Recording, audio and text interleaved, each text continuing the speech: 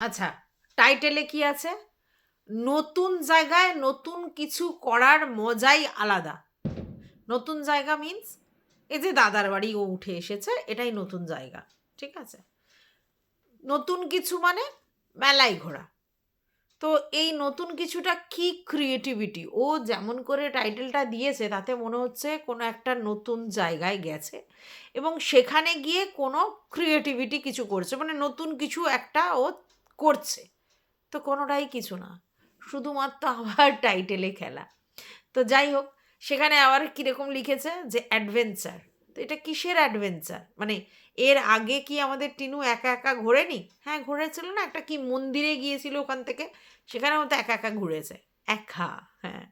তো এখানেও একা একা ঘুরছে, তাহলে নতুন কি? মানে নতুন কি টেরাই মারলি তুই এটাতে? আমি তো এটা বুঝে পেলাম না। তুই যে বলছিস নতুন কিছু, নতুন জায়গা থেকে নতুন কিছু করার মজাই আলাদা, নতুন কিছু কি করেছিস? আগেরবারে একটা মেলায় গিয়েছিলিস, সেই সময় তোর সঙ্গে আমাদের বাগান কাকি ছিল, দুজনে মিলে মেলা ঘুরেছিলিস। আজকের একটা মেলায় গেলি, সেখানে তুই একা গেলি, তখন বাগান কাকি নেই।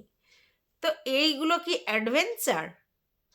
আমার জানা নেই। মানে আমি যতদূর জানি যে ধর কোথাও গেছিস, যেমন ধর ওই ট্রেকিং করে, তারপরে হচ্ছে সেই প্যারাস্যুট নিয়ে ওঠে, তারপরে এইসব সব যেগুলো করে, এগুলোই জানি কিছু অ্যাডভেঞ্চার। কিন্তু মেলায় যাওয়ার মানে মধ্যে কি অ্যাডভেঞ্চারাস আছে আমাকে একটু বলবি?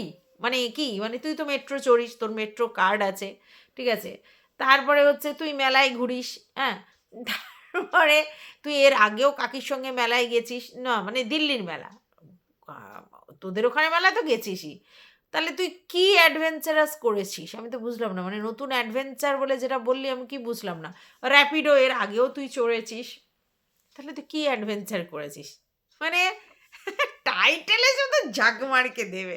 টাইটেলে, হ্যাঁ, না না, ব্লগটা যে তোর খারাপ হয়েছে এ কথা আমি বলতে পারবো না, ব্লগটা ভালো হয়েছে, ঠিক আছে, কিন্তু ব্লগটা ভালো হয়েছে মানেই তুই অ্যাডভেঞ্চার দেখাচ্ছিস আমাদেরকে, সেরকম কিছু না। মানে সেটা হচ্ছে টাইটেলে এমন করে দিয়েছিস লোক বুঝবে, হরে বাবা টিনু কি অ্যাডভেঞ্চার করছে, সেরকম নয়। যাই হোক, এখন লোকে বুঝে গেছে যে তোর টাইটেলে যা থাকবে ভিতরে তা নয়। মানে মলাট তোর হেভি চকচকে, আর ভিতরে কিন্তু সেরকম কিছু নেই, ফুস। হ্যাঁ, তো চল ওয়েলকাম ব্যাক টু মাই, চলো সরি, তো চলো welcome back to my channel. আশা করছি তোমরা সবাই খুব ভালো আছো, আর আমিও খুব ভালো আছি নতুন একটা ভিডিওর সাথে। আমি রুনা লাইফস্টাইল থেকে। টিনুকে নিয়ে কন্টেন্ট করলে কিছু লোকজন আমাকে দেখে, ঠিক আছে, আর তাই আমি টিনুকে নিয়ে কন্টেন্ট করি, এটা খুব স্বাভাবিক ব্যাপার। তোমার যেটাতে ভিউজ হবে, তোমাকে যেটাতে ভিডিওতে ভিউজ দেবে লোকে, তুমি তো সেটা নিয়ে কন্টেন্ট করবে, নাকি যেটাতে ভিউজ হবে না সেটা নিয়ে কন্টেন্ট করবে, কি জ্বালা।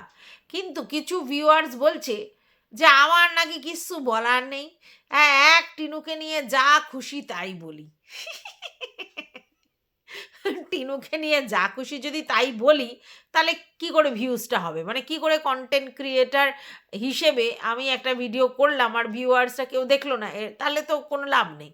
তো দেখে তো, তার জন্য তো করি।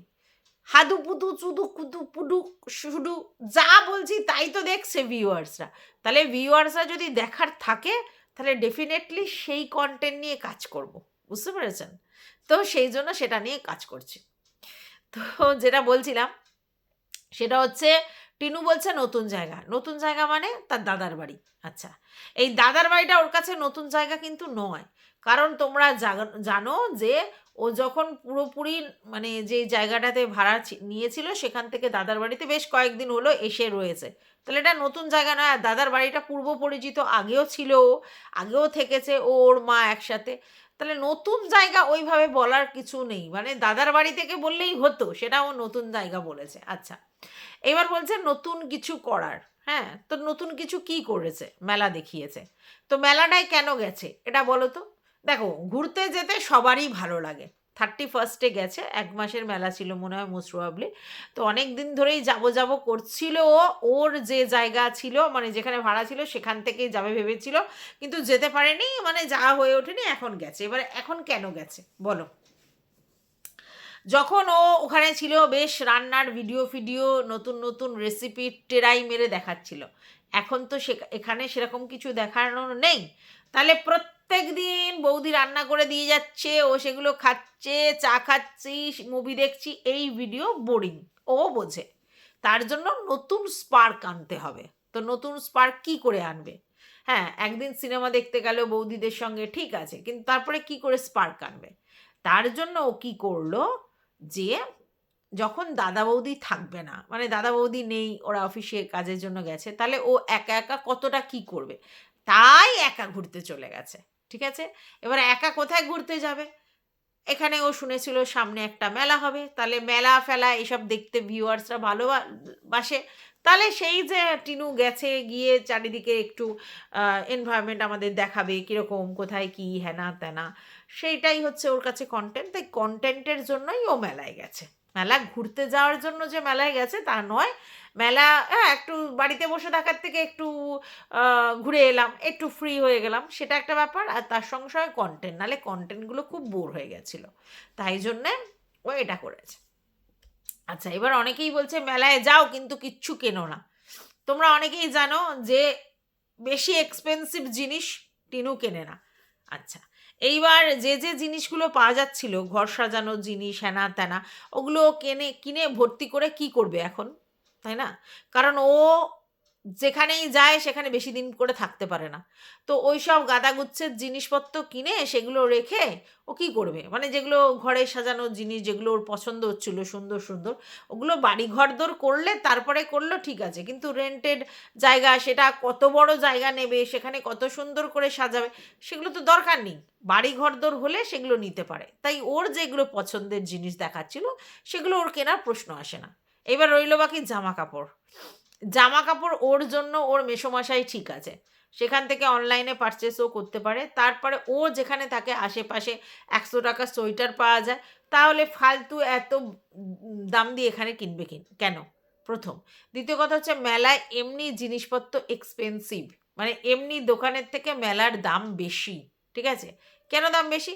কারণ মেলায় তারা স্টল দিচ্ছে, তার জন্য তারা টাকা পয়সা দিচ্ছে, মানে কর্তৃপক্ষকে, তার জন্য তো একটা টাকা লাগছে, এবং সেই টাকাটা তো মানে নিশ্চয়ই এই মানে যারা গেছে মেলায় কিনতে তাদের উপর দিয়ে চার্জেস হবে।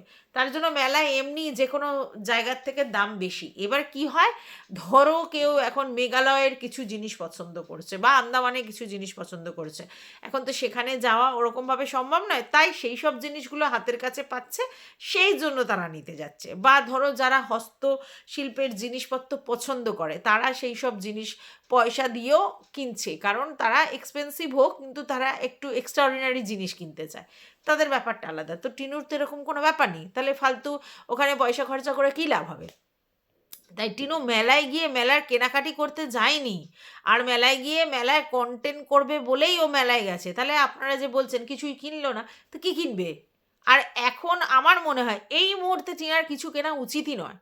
মানে এইসব ঘরের জিনিসপত্র, সাজ সরঞ্জাম বা এটা ওটা সেটা, সেগুলো কেনা ঠিকই নয়।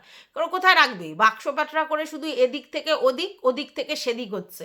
2 মাস 2.5 মাস এক জায়গায় থাকছে, চলে আসছে। আগেও তাই করেছে, এখন তাই করছে।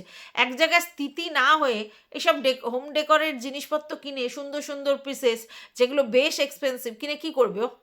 তাই ওগুলো না কিনেছে, ভালো করেছে। আর ড্রেস, ওর মানে এরকম ব্যাপার নেই যে ড্রেস আমার মানে ভালো এক্সপেন্সিভ কিনতে হবে। কিছু জিনিস ওই বাজার কলকাতা থেকে কিনেছিল, ওই জিন্স ফিন্স টপ ফপ এগুলো, সেগুলো সেই রকম দাম বললে ভুল হবে, কিন্তু কিনেছিল তবু। আর তো সব সস্তার বস্তা 2 দিন পরে 4 দিনের দিন ফেলে দেয়। কারণ এইসব মানে অল্প দামের যে জামা কাপড়, তার যে সুতোর কোয়ালিটি বা সেলাইয়ের কোয়ালিটি খুবই খারাপ। যেমন এই যে জামাটা আমার খুবই কম দাম নিয়েছিল মিশো থেকে। তো জামাটার কোথাও কোনো কিছু প্রবলেম নেই, ঠিক আছে। প্রথম কথা হচ্ছে সেলাই কোয়ালিটি খুব লো ছিল, আমাকে ভালো করে সেলাই করাতে হয়েছে, তার জন্য আমার 50-60 টাকা খরচা হয়েছে। প্লাস প্লাস এর কোনো জায়গায় সুতো উঠে উঠে ওই জায়গাটা ফাঁকা হয়ে গেছে, মানে কাপড় কোয়ালিটিটা খুব ভালো, কিন্তু কাপড়ের মানে মানে পিজে গেছে, মানে অনেক দিনের পুরনো কাপড়, বুঝতে পেরেছো? তো সেইখানটা আমাকে আবার রিপু মারতে হয়েছে, ঠিক আছে। তো এই রকমই হয়, মানে সস্তায় বস্তা, এটা সত্যি। তার জন্য হচ্ছে তোমার ও তো ওরকমই জামা কাপড় কেনে বেশি, তো ওই 2 দিন পরে 4 দিনের দিন ফেলে দেয়, মানে ইউজ অ্যান্ড থ্রো। হ্যাঁ, তো ও এখন ওই সব জামা কাপড় কিনে কী করবে? ঠিক আছে। তো হ্যাঁ, কোথাও কোনো অনুষ্ঠান পড়লো, কোনো অকেশন পড়লো, ও একটা সুন্দর জামা কাপড় কিনলো, ঠিক আছে। তার জন্য আমার মনে হয় শপিং মল ঠিক আছে বা কোনো ভালো দোকান ঠিক আছে। তো এইখানে মেলা থেকে কেন কিনবে? তাই মেলা থেকে জিনিসপত্র কেনে নিই, খুবই ভালো করেছে সব কিছুই। হ্যাঁ, এবার গিয়ে কি খেয়েছে? চা খেয়েছে, ঠিক আছে। তারপর ওখানে পকোড়া ভাজছিল, দেখলো। সেই পকোড়া মনে হয় খায়নি, ঠিক আছে। আর ওই মিষ্টির জন্য একটা খেলনা কিনে নিয়ে এসেছে। তার আগে যে এই বাচ্চার পুতুলগুলো দেখাচ্ছিল, কোনোটা ১০০ টাকা, কোনোটা ২০০ টাকা, এরকম দাম দেখাচ্ছিল। মানে বেশ এক্সপেন্সিভ। এগুলো আমাদের এখানেও সেই চণ্ডীমেলায় পাওয়া যাচ্ছিল, অনেকটা দাম। তবে ১০০-২০০ টাকা নয়, মনে হয় একটু কম দাম ছিল। তো এগুলো ফালতু, ওই একটা ওই প্লাস্টিকের পুতুল ২০-২৫ টাকা, তার মধ্যে একটু ওই তুলো তুলো দিয়ে দিয়েছে, নাও ১০০ টাকা নাও। এগুলো ফালতু। এবার গাড়িতে ঝোলানোর জন্য বা এর জন্যে ঘরের সামনে রাখার জন্য অনেকে কেনে। তো এই ব্যাপার। আর সবথেকে বড় কথা, মানে টিনু ওর দাদার ওখানে যেখানে থাকে, ওখানে হাট-ফাট বসে, ওখানে বেশ সস্তায় অনেক কিছু পাওয়া যায়, এরকমও দেখছিলাম। তাহলে অসুবিধাটা কোথায়? কেন ও ফালতু এই মেলা থেকে জিনিসপত্র কিনতে যাবে বা মেলায় ঘুরে সেখান থেকে মানে জামাকাপড় কিনবে বা কোনো অন্য ডেকরের জিনিস কিনবে? হোম ডেকরের জিনিস কেনাটা এই মুহূর্তে ওর জন্য পুরোটাই ফালতু ওয়েস্টেজ হতো।